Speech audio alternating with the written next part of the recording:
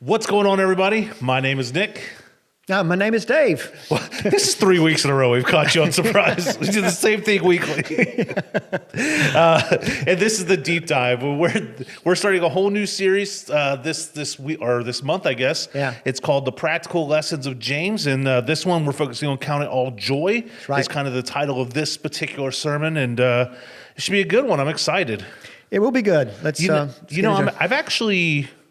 I've seen about 4 or 5 different pastors who are teaching on James right now. Isn't that something? And it's not like the Methodist liturgy or whatever, or what is it? Not liturgy. Lectionary, thank you. It's like all different denominations and stuff like that. So I just found it interesting. I'm like, maybe we all need to learn something from James here for the next season. But it's timely for this for times we're living in. It is. So, well, let's get into it, shall we? Let's do it.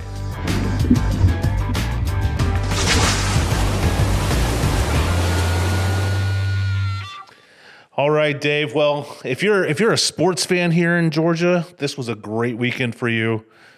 Not if you're a Tech fan. You know what? I know this isn't a sports podcast, but Tech actually had some opportunities early on that they did not take advantage of. Yeah, they did. But I'm not a Tech fan. So, yeah, as a Georgia fan, it was great. Georgia fan, and as a Braves fan, it's been great. And as a Braves fan, we're catching up to the Mets, and it's fun to watch all Mets Nation starting to doubt themselves, and so it's fun. It's interesting, though, the statement you made in the intro about other pastors preaching on James. Yeah. I'm actually with a preaching group, and a bunch of them are preaching on Jeremiah right now. And so it was interesting how there were some themes that were happening in Jeremiah that, that works in James too. Yeah. So, I think maybe God's like laying on the hearts of folks some stuff that's good for the times that we're living in. So yeah, who knows? Well, there's no better way to segue than that. Why don't you kind of give us a lowdown of the sermon you taught on Sunday, and then we'll dive in a little deeper. Absolutely. So the book of James is actually a letter. It's actually a letter of James, the letter of James, written by James, who tradition says was the brother of Jesus. And so I just accept that for what it is. It was a brother of Jesus. He never identifies himself. But, we know that Jesus' brother, or I guess I should say half-brother, James, was a leader in the early church, and this would make sense given what he did and where he was at the time. And so, as I said in the sermon, it's interesting because when Jesus was alive, before Jesus died in his resurrection, James was not a fan. There's a little bit about him in the gospel. He was not a fan of Jesus. In fact, he showed up with some other siblings one time to try to get Jesus someplace, and take him home because they said he had lost his mind. But after the resurrection, James really became a believer and was a leader of the early church and was martyred for his faith. Yeah. And so he writes to these people, and as we talked about in this podcast, and I've talked about just about before any new series that we've done on a biblical book or a biblical passage, context is so important. So understanding the context of who James was writing to and what was going on, I think is crucial and really sheds light and makes it come alive. So he is writing to the church in dispersion. This was not caused by the Romans. This was actually caused by other Jews. They were Jewish Christians, but the hardcore Jews at the time were really persecuting them. Among them was a guy named Saul, who became Paul, and so much so that they had to literally flee the country or the city of Jerusalem for their lives. And so they're living out scattered among Judea and actually in some other countries, and trying to be the church. And so James writes this book to them to encourage them. Some of the things he says is not so much this week, but in other weeks, is pretty hard and pretty stern. But he really is trying to encourage them and uphold them in the faith. And so he starts off by writing the passage that we spent the most time on Sunday, where he says, "Count it all joy when you're going through various trials." Now, it's one thing to say that to you and me this afternoon. Sure. But it's another thing when you're writing to Christians that are being persecuted and their very lives are at risk because of their faith. And he is saying, count it all joy. Yeah, I mean, for them, that's a very real circumstance, something that they're living in the middle of and having to be reminded of.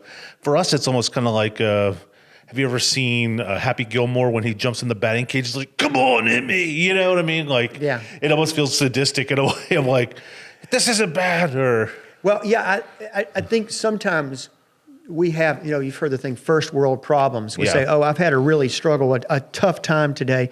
And, and it's not that it's not a hardship, but sometimes but I know God's got a plan. And sometimes when we're counting it all joy, it's almost from a sort of superficial Pollyannish kind of attitude, but it's in the real struggles of life, which people do. They go through cancer, they go through deaths of spouses, and they go through all sorts of things where the rubber meets the road, and they really can discover faith in that. And it's not a joy that's a pretend happiness.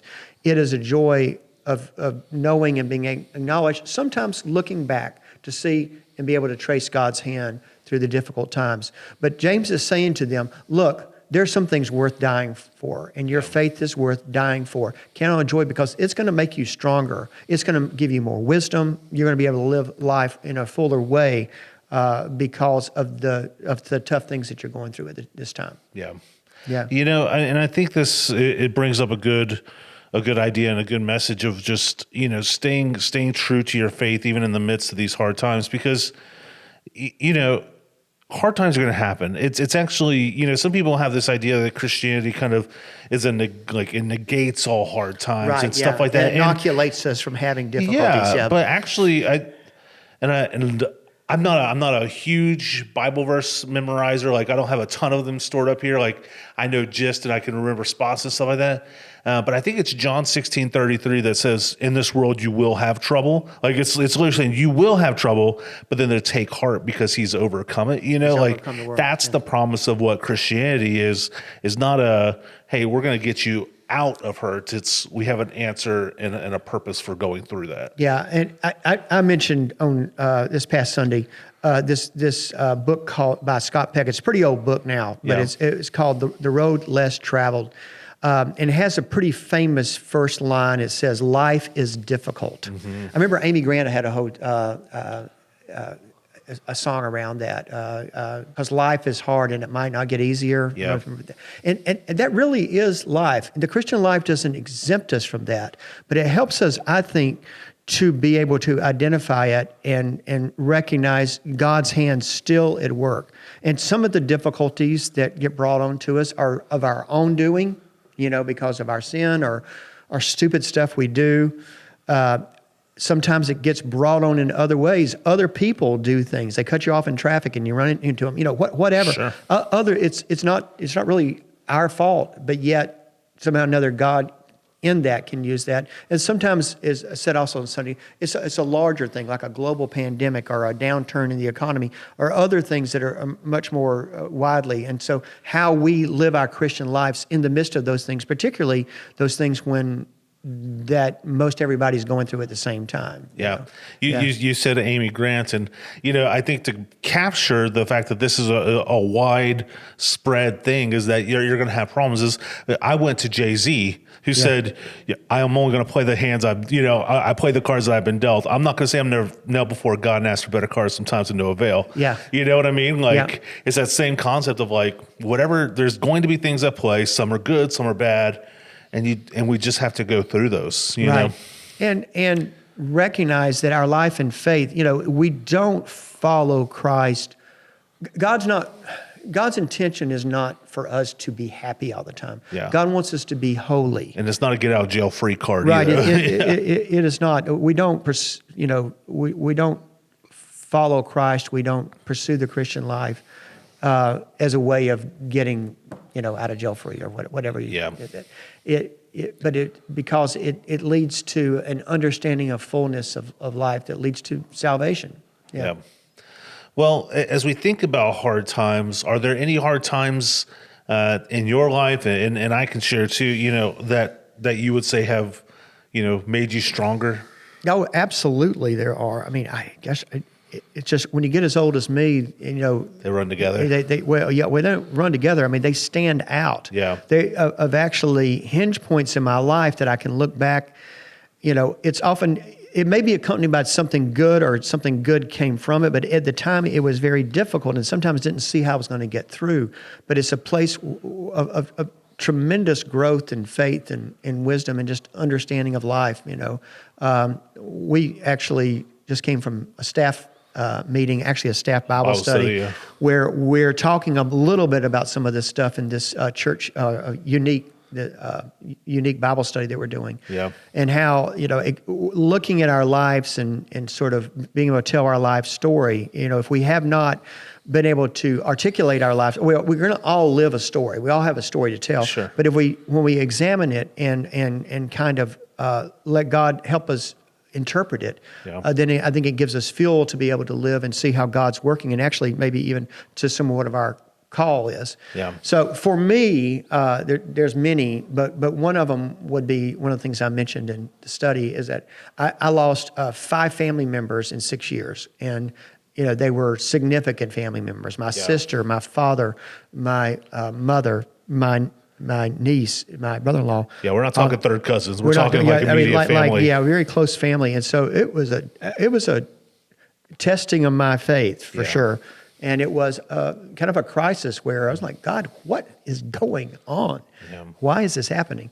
And now it's been about 10 years, and I can look back and begin to see how God was alive and working through all of that. Not causing all of that. Yes. But God using that to help me grow, and I think, a better person having gone through it. I wished it didn't happen, but it did, and now I feel, I feel God has used it. And I love something you said there is that, like, looking back on it, you can see where God was working. Right. Because sometimes when we're in the middle of these hard times, people are like, just trust that God. It just sometimes it feels so distant and far, and sometimes it feels like the cloud's so thick around you, that like all I can think about is grief, or all I can feel is these hard times. You know what I mean? It's hard for me to imagine a good God on the outside of it going, hey, it's going to be okay. You know what I mean? Sometimes it feels hard in the middle of it, but when you come back to it afterwards, you can see like, oh, God was moving in some of these spaces. You know what I mean? Right. And I think part of going through it, you understand what's helpful from friends and what is not. Yeah. Remember, Job's friends said, what? Curse God and die. Yeah. But that wasn't very good advice. No. But also, I think when you say, well, it's just, God's got a plan, that, when you're hurting, when you're in the middle of that's not helpful. I think the ministry of presence of someone being in there and saying like, God is with you. I know God is with you, and I'm here because of that, to show that God's with you. What about you, Nick? What things do you think about? I would say that there's a lot of hard times that have made me stronger, but the one that specifically comes up, as Dave said, we do this class, and we were thinking of good times and bad times, and I kind of feel like I had a couple crossover events, where like part of it was good and part of it felt bad, and I would say some of the hard times that I could see where the good was is actually when I went off to Virginia to continue my ministry, and it was good from the fact that it was a full-time job. It was good from the fact that it was a space to spread my wings and fly. It was good because there was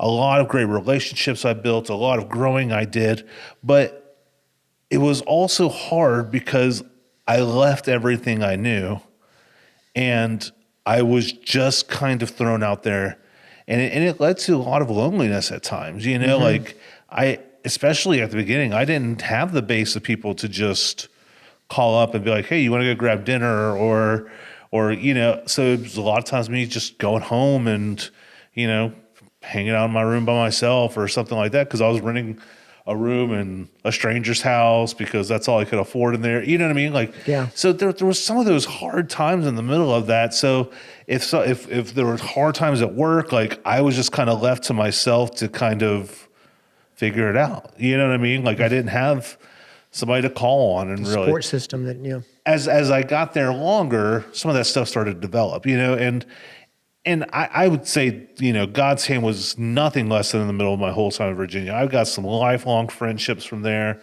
some lifelong mentorships. It gave me opportunities to do things I never thought I would do, like go off to the Czech Republic or do youth camps in certain places and stuff like that. So it was hard, but there was also some good that was coming through it. Sure. Yeah. Yeah. So, but as James continues, there's one other verse I wanted to mention this morning. He says, if anyone lacks wisdom, ask God and he will give it to you. And so I think we have to look at the context in that. If you're going through these difficult times, count it all joy when you are going through difficult times. Sure. Okay, because the testing of your faith is going to prove endurance. It's going to strengthen you, make you more wise. And then he says, if you lack wisdom, ask God and he will give it to you. And I think, I think there's a time where we say, God, I don't understand. Yeah. I know I'm supposed to be counting it all joy, but Lord, I do not feel very joyful. I think the way to have those breakthrough moments is to be honest with God and not to pretend and say, oh, everything's hunky-dory, that's all right, it's peachy keen, rose-colored glasses, all that kind of stuff. But I think laying it out and being honest with God and let God understand, how you feel, God already knows, but I think just having some way to be able to articulate that back to him and realize that, you're coming to terms with that. I think that's when God can say, okay, how are we going to pick up the pieces here and put them back together? Yeah, I heard a really crappy backyard band one time. They had a song called Camouflage, and the words were, you can hide from me, but you can't hide from God. Mm-hmm. And I don't know why that line always stuck out with me, because like I said, they weren't anything great or anything like that, but it really reminds me of like, who do we think we are that we have enough power to shut out the God of all creation who knitted every fiber of our being together? Not to minimalize ourselves, but it's worth being open. Yeah. I think even not necessarily for God, but even for us to just have a place that we feel like is an open air facility. If you're struggling, talk to God about that. And that's not bad. People think that, all God wants to hear about the sunshines or rainbows, but I just don't believe that. Yeah. I would say talk to God. Yeah. And listen to God. Listen. That's the big one. Yeah. Talk to God and make some space to listen. Yeah. Because I think that's where you get through. You let God understand how you feel. And I do think some people, it's just the way they were taught. They were taught that we aren't ever supposed to question anything. God has a plan, and we're never supposed to let on that we're hurt or we're having a difficult journey, or struggling with our faith or having doubt. Yeah. And to me, just that honest confession and laying it out there. Now, we don't want to bleed all over everybody. That's not appropriate. Sure. But sharing it with others in that you trust in a small group somewhere, I think they can give support and lend insights that God uses. Yeah. God has spoken to me through other people in those times. Just ways I can't even express. It just who showed up at what time to say what. It's just an amazing story to tell. Yeah. I think when we consider of just being open and raw, I think it's a space. I think it's a practice for one, because we're not people who like to be vulnerable. I think especially this might be an issue even more so with men. 100% honestly, you know what I mean? Yeah. We don't want to be perceived as vulnerable or like we don't have it all together. And I think, to be quite frank, I think even sometimes, this is problems that we have in marriages and stuff like that. You know what I mean? Like that often we kind of shut down to ourselves and say, I can handle this, I can do this. But the most beautiful part about it is that there's a God out there that loves us, that doesn't want us to do that. There's a God who wants to be involved in the good and the bad parts of our day. And there's a God that seeks a deeper relationship with each of us, And I think that's where the praying comes in, I think, but that's also where the listening comes in, because, if I'm trying to talk to you and ask you for advice about anything, if I don't listen, then it's just me being a talking head, and that alone is a practice of listening. I think sometimes, our prayers and our conversations with God just feel like maybe they hit a roof or something like that, and we don't give them time to like permeate. We don't give them time to like settle in, or we don't put ourselves in a spot that we can listen, because, when we're talking to God, we have 3 kids yelling right in the next room to us, or the phone is going off and buzzing about this, that, and the other, or the TV's on our favorite TV show. You know what I mean? Like, but to sit coming back and say like, God, I'm really having a struggle. Where or what or was it? I don't understand. How can I get out of this, or how can you help me through this, or whatever? And sometimes it is a coffee with a friend, and sometimes it's a revelation beside your bed. You know what I mean? Like, and sometimes it may take a few years to be able to look back and and see how we've grown through that. One of the things, one other point about James in the context I wanted to make is James' writing style, which is very different from a lot of the other New Testament books, because it's a lot of one-liners. It's a lot of like little, almost like catchphrases that he writes in. And as I said last week, as we were talking about this and introducing it, it has been called the Proverbs of the New Testament, because it does have a lot of these kind of wisdom sayings in that. And thinking about the context of what they were going through, they did not need theological treatises on stuff, theodicy, which is, why are bad things happening to good people? That was not what's going to be helpful and encouraging to them in those moments. Sure. They needed these one lines of encouragement, count it all joy, if you lack wisdom, ask for wisdom, be doers of the word and not hearers only, those kinds of things. Because how do we know? I mean, how much do you know? I know that in those very difficult times in my life, it's those one-liners, those one-verse phrases that, that I've memorized from the Bible. All things work together for them that love God and are called according to his purposes. I can do all things through Christ who strengthens me. Yeah. Those are the things that I will lean back into. Yeah. Now, there'll be other times that maybe we fleshed them out and made more of an essay of them and understood why we could condense it to that one sentence. But those one little phrases, you got any one little phrases?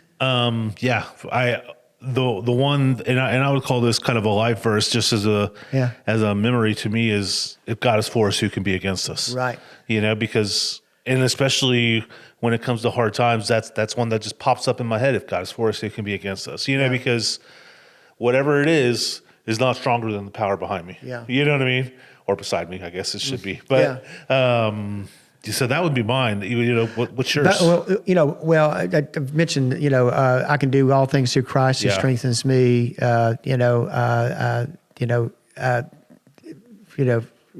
All things work together for good for those who love God. Nothing can separate us from the love of Christ. Nothing, no tribulation, distress. Those, and there's some other like ways in which God has used things that maybe weren't directly from Scripture, but like lines from songs or even melodies from songs that have meant to me. And I happen to notice that one of the things that as we put our stories together in our Bible study that we just came from was you use the phrase "just do it," which is a great phrase, and I think there's biblical context there too. Sometimes you just gotta just do it.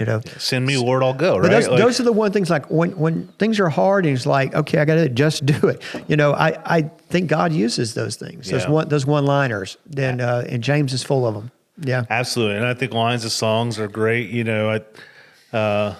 Foo Fighters, like Best of Me, I think of a lot. You know what I mean? Like, there's just so many that it's just those kind of like small hints of like, just settle down, the storm won't last forever. You know what I mean? And that's not necessarily the Bible, but there's Bible stories that kind of relate to the same thing. You know what I mean? So, I hear what you're saying in that. Did you see, speaking of Foo Fighters, boy, I just jumped. But did you see Taylor's son playing the drums the other night? You are my hero, or my hero. And it was awesome.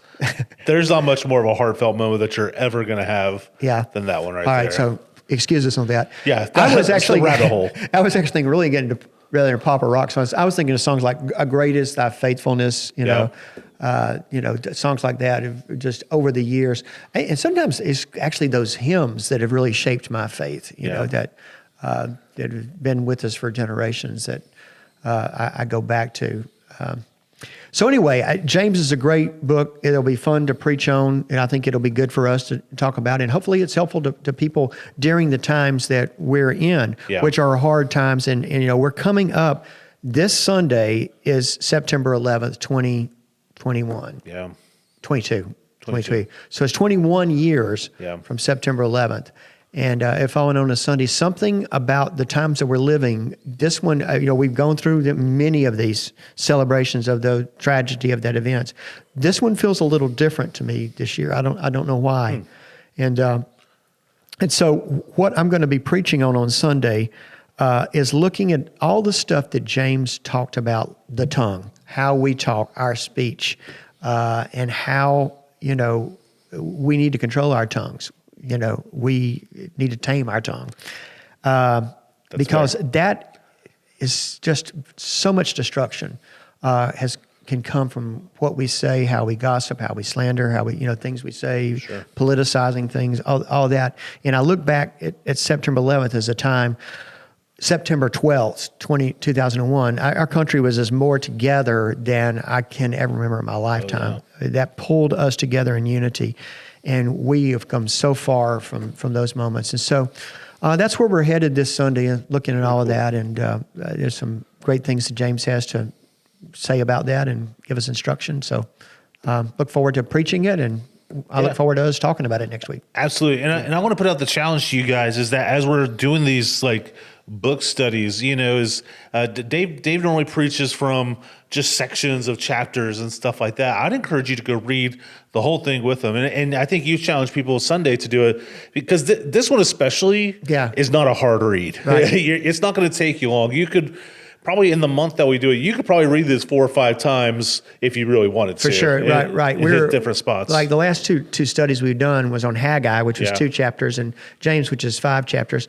And so he had as a chance to read through that, sort of preview that, begin to see what you think about that. Maybe see if you've got a Bible that has some commentary in it, you might read and see what some of the notes say about that, or Google it and see what other people have said about it in devotions and sermons and stuff, because there's a lot of depth of wisdom in the book of James. And it's different than a lot of stuff we read in Paul. Sure. And so we kind of hold those abstracts in tension and let God work it out for us for faith and hope. So, it'll be good. It will be good. Well, guys, thank you so much for watching. You always know how to reach out to us, whether it's deepdive@hickoryflat.org, in the comments, in the chats, whatever. We'd love to hear from you. If you have any questions or thoughts or whatever, come be a part of the conversation. We'd love to have that. But without further ado, thank you guys for watching. We'll catch you next time. All right. God bless everybody.